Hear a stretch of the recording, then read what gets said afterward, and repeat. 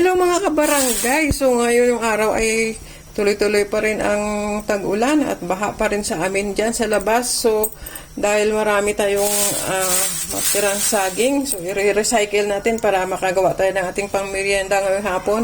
So ayan na po, ang gagawin natin ay magluluto tayo ng banana Q. Lalagay na natin ang saging.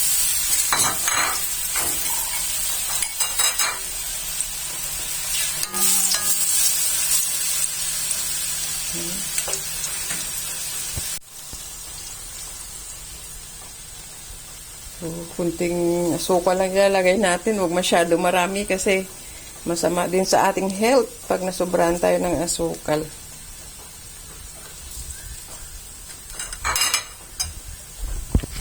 So, sa ngayong panahon, kailangan diskarte lang po. Dahil meron pa naman tayo magagamit yan. Ayan pa po, marami pa yan. Ay, ako lang mag-isa dito ngayon. So, caring-carry ko to. Napakarami na to. Pero, damihan ko na lang para mabigyan ko rin yung aking kapitbahay dyan.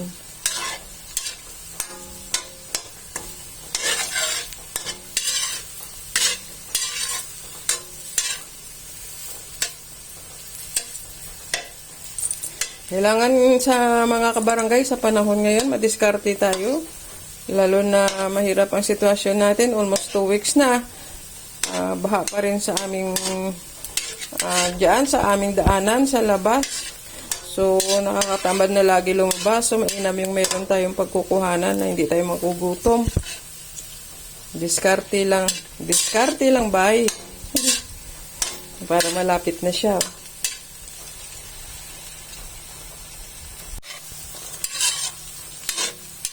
So lumapot na yung asukal. So sa mga gusto magluto nito at gusto nyong matamis, pwede rin po.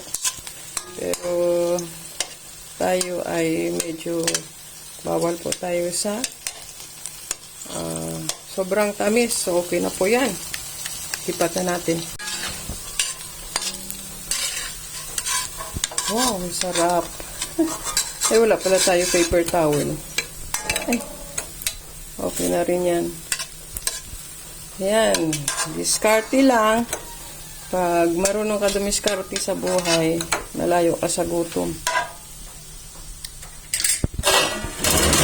So, nagdagdag po tayo ng 4. I-share po natin yung iba sa aking kapitbahay dyan.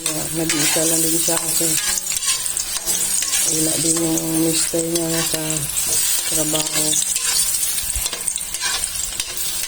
Hindi na ako maglalagay asukal. Ano na to? Oh? Sunog na. Hinaan natin na. O, diba? It's banana Q. Kayo, ano yung merienda nyo ngayong hapon? Tag-ulan.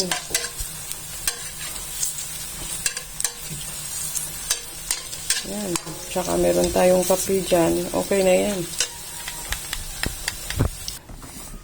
So, ayan na mga kabarangay. Naluto ng ating banana Q. Ayan o. Tsaka, meron tayong kape. Yan. Init-init na kape. Eh, lalo na ngayon, tag-ulan. Ulang humpay ang ulan. So, kain tayo ng banana Q.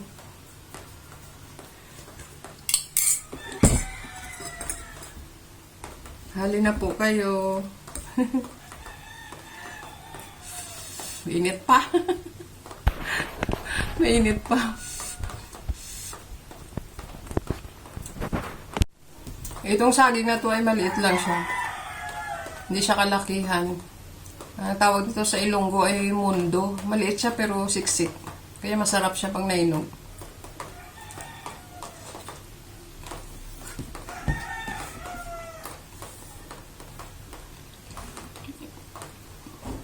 Kaninang umaga, naglaga din ako nito, almusal namin. Pero dahil marami pa, kaysa ma-overripe lang, naisip ko naman na mag-iba naman ako.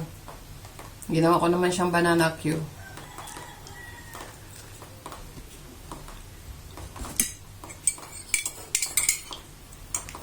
Mainit pa pati kape.